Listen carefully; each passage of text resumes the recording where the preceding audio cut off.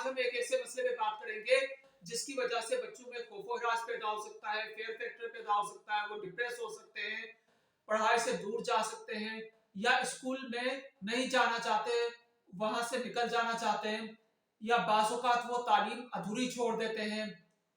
उनमें मुख्तलिफ psychosomatic symptoms पैदा हो सकते हैं, जैसे सर दर्द, चक्कर आना, पेट में दर्द होना और उनमें लैक ऑफ कॉन्फिडेंस या उनकी शख्सियत पे बुरे असरात मुरतब होते हैं। लेकिन हम उस मसले से नावाकिफ होते हैं क्योंकि जो इसका विक्टिम होता है वो किसी से शेयर करते हुए हेजिटेट करता है और अगर शेयर कर भी ले तो हम उसे मसला समझते ही नहीं है। ये मसला है बुलिंग। बुलिंग से मुराद ये है कि किसी को डराना, धमकाना, खौफजदा करना, उसका मजाक उड़ाना, लोगों में को बहुत ज्यादा हकीर जाहिर कर देना, उसको हरास करना, इसको बुलिंग कहते हैं और उसको करने वाला बुली कहलाता है। और जो इसका शिकार विक्टिम होता है वो हमेशा के लिए मुख्तलिफ असरात का भी शिकार हो सकता है। तो इसकी 4 कॉमन टाइप्स होती हैं। नंबर 1 होता है कि वर्बल बुलिंग। वर्बल बुलिंग से मुराद ये हुई कि हमने किसी के बुरे नाम रखे, उसको बुरे नाम से पुकारा, उसका मजाक बनाया, मसलन उसकी फिजिकल अपीयरेंस के हवाले से, किसी कास्ट की वजह से, किसी लैंग्वेज की वजह से, किसी तलफ़ुज़ की वजह से या उसकी किसी डिसेबिलिटी की वजह से, तो हमने उसको वर्बल वर्बली बुलिंग किया। इसी तरीके से दूसरा हो सकता है कि उस सोशल बुलिंग। सोशल बुलिंग से मुराद ये हो गई कि लोगों में, सोसाइटी में, दूसरे उसके साथियों में, दोस्तों में उसके हवाले से रूमर्स, गलत इत्तलात, गलत बातें फैलाना, जिससे उसको दूसरे लोग भी हकीर समझने लग जाए या ये एक इंजॉयमेंट का जरिया बन जाए लोगों के लिए, उसका मजाक उड़ाना। इसी तरह से साइबर बुलिंग आजकल बहुत ज्यादा कॉमन है, जिसमें सोशल मीडिया के थ्रू किसी को हरास किया जाता है। इसी तरह से सबसे जो खतरनाक किस्म होती है वो है फिजिकल बुलिंग। फिजिकल बुलिंग में किसी को मारना, पीटना, उसकी बिलोंगिंग को नुकसान पहुंचाना, मसलन बच्चे का टिफिन बॉक्स छीन लेना, उसकी स्टेशनरी को फाड़ देना, उसके काम को खराब कर देना। तो ये इसकी 4 किस्में हो गई। ये जो बुलिंग का अमल होता है ये सिर्फ बच्चों की हद तक महदूद नहीं होता, बल्कि हर उम्र के लोग इससे मुतासिर हो सकते हैं।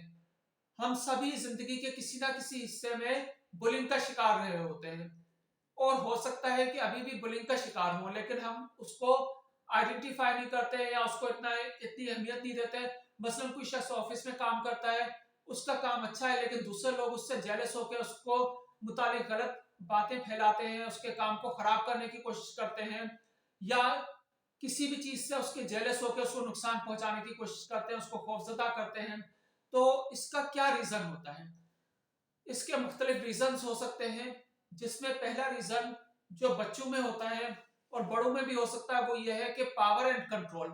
जो बुली होता है वो ये चाहता है कि उसको पावर एंड कंट्रोल हासिल हो, इस तरीके से वो दूसरे को परेशान करता है और उसकी अना को तस्कीन मिलती है या वो अपनी किसी कॉम्प्लेक्स को इस तरीके से कंपनसेट करता है, वो ये समझता है कि मैं इससे ज्यादा पावरफुल हो गया या मैंने अपने आप को ज्यादा इससे के ऊपर गालिब कर लिया, डोमिनेट हो गया।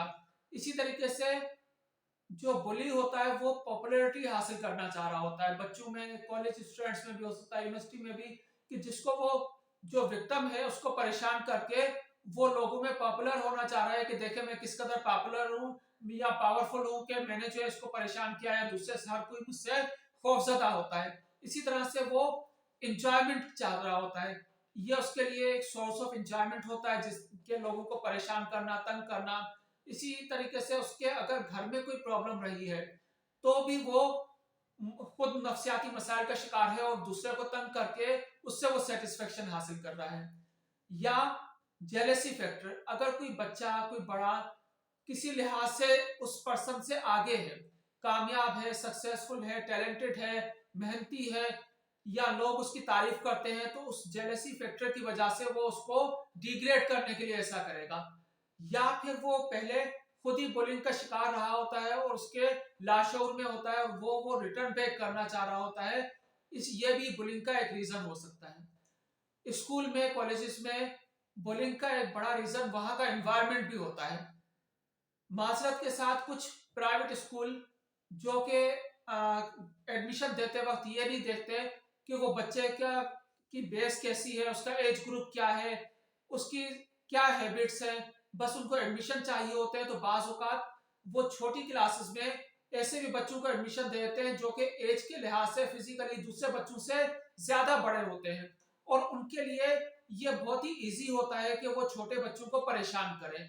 उनका मेंटल लेवल, उनकी सोच डिफरेंट होती है। वो जो दूसरे छोटे बच्चे होते हैं उनको भी अपने मेंटल लेवल पे ले आते हैं, उनमें इखलाकी बुराइयों का सबब बनते हैं। यही वजह है कि स्कूल के बाहर, कॉलेजेस के बाहर हमें स्मोकिंग करते हुए स्टूडेंट आम दिखाई देते हैं, आपस में अब्यूजिंग लैंग्वेज इस्तेमाल करते हैं, आते जाते लोगों को परेशान करते हैं। ये उनके लिए एंजॉयमेंट हो जाती है। तो ऐसे स्कूल या ऐसे इंस्टीट्यूशन अपनी रेपुटेशन का ख्याल करते हुए कभी भी उस एज ग्रुप से बड़े बच्चों को एडमिशन ना दें। इससे उनके स्कूल का एनवायरनमेंट खराब होगा, रेपुटेशन खराब होगा, और किसी एक एडमिशन की वजह से वो बहुत सारे एडमिशन का रास्ता रोक देंगे। तो खैर ये हो गए जो कॉमन रीजन हो सकते हैं बुलिंग के। अब ये समझते हैं कि कौन से बच्चे हैं, कौन से लोग हैं जो कि ज्यादा सॉफ्ट टारगेट होते हैं बुलिंग के लिए। नंबर वन, जो सक्सेसफुल या इंटेलिजेंट हो, या फिर वो आइसोलेट रहते हो, सोशल ना हो, उनको ज्यादा लोग बुलिंग करते हैं। इसी तरीके से वो पॉपुलर हो, या उनमें किसी किस्म की इलनेस हो, डिसेबिलिटी हो, या फिर वो वीक पर्सनैलिटी के हामिल हो। उनकी से वो ये एक्सपेक्ट करते हैं कि वो कुछ भी रिएक्ट नहीं करेंगे या हमको रोक नहीं सकेंगे, तो लिहाजा उनको वो परेशान करते हैं। अब इस सूरत में क्या करना चाहिए? इस कैफियत में तीन लोगों का रोल इंपॉर्टेंट होगा।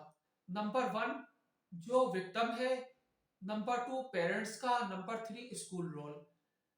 इसमें जो विक्टिम है या जो बुली करने वाला, दोनों ही एक बुरी आदत का शिकार हो रहे हैं या उनके ऊपर बुरे असरात हो रहे हैं। जो बुली है वो बुरी आदत का इस तरीके से शिकार हो रहा है कि वो मुस्तकबिल में एक बुरा इंसान खुदा न खास्ता बन सकता है, क्योंकि यही आदतें पक्की होते हुए उसको जब इसमें एंजॉयमेंट होने लगेगी तो आगे चल के वो एक खराब फर्द बन सकता है माशरे का।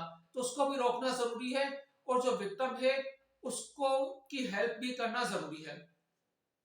तो इसके लिए सबसे पहला जो विक्टिम है उसको अपने अंदर चेंज लाना चाहिए, या इसको रोकने में पहल भी उसे ही करनी चाहिए। किस तरह से? नंबर वन, पहले तो जिस बात की वजह से उसे चिढ़ाया जा रहा है, तंग किया जा रहा है, अगर वर्बल बुलिंग है, सोशल बुलिंग है, तो सबसे पहले वो उसके ऊपर चिढ़ना या ये रिएक्शन ना शो करे कि इसकी वजह से वो बहुत ज्यादा डिस्टर्ब हुआ है, या बहुत ही खौफ हरास का शिकार है, या ये चीज उसे बहुत ज्यादा परेशान कर रही है, लेकिन वो कुछ कर नहीं पा रहा। ये जो बेबसी होती है ये बुली को बहुत ज्यादा उसकी अना को तस्कीन देती है, और वो नेक्स्ट टाइम वैसा ही करने की कोशिश करता है, और दूसरे लोगों के लिए भी ये एक मोटिवेशन का बायस बनती है। उनको पता चलता है कि इसी तरीके से हम इसको परेशान कर सकते हैं। इस तरीके से दिन ब दिन वो ग्रुप बड़ा होता चला जाता है जो कि उसको परेशान कर रहा है। तो सबसे पहले तो वो ये शो करे कि इस रिएक्शन से उसके ऊपर कुछ फर्क नहीं पड़ रहा, या उसको कोई वो उसके अंदर तब्दीली नहीं आ रही, लेकिन वो एक स्ट्रॉन्ग बिहेवियर के साथ रिएक्शन शो करे। स्ट्रॉन्ग बिहेवियर इस तरीके से कि जिसमें वो अपनी पर्सनैलिटी को मजबूत बना के उसको ये उसके सामने डट जाए, जिससे उसे लगे वो जो बुलिंग करने वाला कि ये शख्स की जो है वो वीक पर्सनैलिटी नहीं है, या ये मुझे रोक सकता है, या ये रद्द-ए-अमल जाहिर कर सकता है। इसी तरह से जो कंसर्न अथॉरिटी है उसको फौरी तौर पे इन्फॉर्म किया जाए, टीचर्स को इन्फॉर्म किया जाए, पेरेंट्स को इन्फॉर्म किया जाए, और उसके ऊपर इमीडिएट एक्शन लेके उसको हमेशा के लिए रोक दिया जाए। इससे उसके जहन में ये होगा कि ये कोई मजाक का जरिया नहीं है, बल्कि इस तरह से करना उस बुली के लिए नुकसानदेह हो सकता है, या उसका रिएक्शन जाहिर हो सकता है। नंबर टू, दूसरा जो इंपॉर्टेंट रोल है वो पेरेंट्स का है।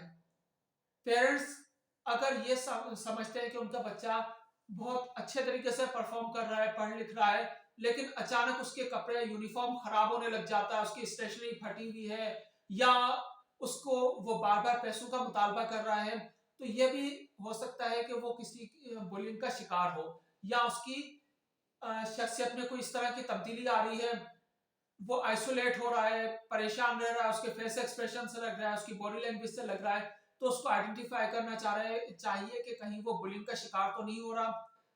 अगर बुलिंग का शिकार हो रहा है तो अपने बच्चों से इतना इंटरेक्शन रखें, इतनी ओपन कम्युनिकेशन करें कि वो आप पे ट्रस्ट करें और आपसे हर बात शेयर करें। अगर वो बातें शेयर करेंगे तो कभी भी वो ना तो किसी परेशानी का शिकार हो सकेंगे, बल्कि अक्सर परेशानियों से बच जाएंगे, और ना ही वो खुदा ना खास्ता किसी खराब रास्ते की तरफ जा सकेंगे। तो सबसे पहले उनके साथ एक अच्छा कम्युनिकेशन, एक हेल्दी कम्युनिकेशन, एक अच्छा रिलेशनशिप डेवलप करें, जिसमें खौफ का आंसर ना हो, बल्कि वो आप पे ट्रस्ट करते हुए अपनी चीजें शेयर करें, आपसे बात करते हुए वो खुद को महफूज तस्वुर करें। ये पेरेंट्स का रोल हो गया। फिर उसके बाद पेरेंट्स को क्या करना चाहिए? पेरेंट्स को उसे कॉन्फिडेंस देना चाहिए कि आप कर सकते हैं, और आप यानी कि इस चीज को रिजॉल्व कर सकते हैं। वो खुद भी अपना रोल भी प्ले करें, लेकिन उसे इतना कॉन्फिडेंस दें कि वो खुद इस चीज को रिजॉल्व करे, खुद पीछे रह के उसकी हेल्प आउट करें, लेकिन उससे ये इत्मीनान होने दें, एतमाद होने दें कि ये मसला उसने खुद ने रिजॉल्व किया। इस तरीके से उसकी अंदर कॉन्फिडेंस आएगा और वो जिंदगी में आने वाले मसाइल को खुद भी हल कर सकेगा। अगर हम अपने साथ होने वाले किसी खराब रवैये का की डेप्थ में जाते हैं, तो इसका आगाज जब ही हो गया था जब बचपन में पहली बार हमसे किसी ने मिसबिहेव किया था, हम उसमें रिएक्ट नहीं कर पाए, और वही डर खौफ लोगों में उम्र के आखिरी हिस्से तक रहता है। इसमें स्कूल का रोल सबसे ज्यादा अहम है। स्कूल का रोल इस तरह से इम्पोर्टेंट है कि उनको जो है वो इस पे फौरी इमीडिएट एक्शन लेना चाहिए। क्लोज आई रखनी चाहिए कि कहीं पे उनके बच्चे बुलिंग का शिकार तो नहीं हो रहे। स्कूल का एनवायरनमेंट अच्छा रखना चाहिए। टीचर्स इसके ऊपर चेक रखें। ब्रेक के टाइम पे टीचर्स ड्यूटी होनी चाहिए, ऑफ टाइम पे टीचर्स ड्यूटी होनी चाहिए। और अगर कोई ये कहे कि मुझे बाहर कुछ लड़कों ने मारा है या लड़कों के ग्रुप ने मारा है, तंग किया है, मेरे ऊपर हुटिंग की है, तो उसको ये कह के बात खत्म नहीं करनी चाहिए कि तो स्कूल का मसला है नहीं, बाहर हम क्या कर सकते हैं। क्यों? क्योंकि उसका आगाज स्कूल से ही हुआ था। तो इसमें हमें अपना किरदार जरूर अदा करना चाहिए। ये बॉयज स्कूल में भी हो सकता है, गर्ल्स स्कूल में भी हो सकता है, किसी भी प्रोफेशन में हो सकता है। इसी तरह से स्कूल को एंटी बुलिंग ट्रिक्स बच्चों को सिखानी चाहिए। और उसके लिए हमें एक मुख्तलिफ तरीके सोचने चाहिए कि किस तरह से हम इसको रोक सकते हैं। इसमें स्कूल के रोल को भी इग्नोर नहीं किया जा सकता और पेरेंट्स के रोल को भी इग्नोर नहीं किया जा सकता।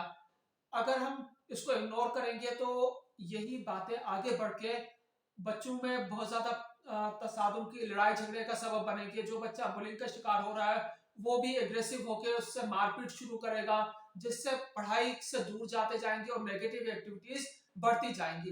तो हमें इसे स्टॉप करना चाहिए और इसमें अपना रोल प्ले करना चाहिए। इस तरीके से हम एक मजबूत शख्सियत की बुनियाद रखेंगे और तालीम और तरबियत के मकासद भी पूरे करेंगे। बहुत शुक्रिया। मेरी वीडियो को लाइक कीजिए, शेयर कीजिए और मेरे चैनल को सब्सक्राइब कीजिए। अल्लाह हाफिज।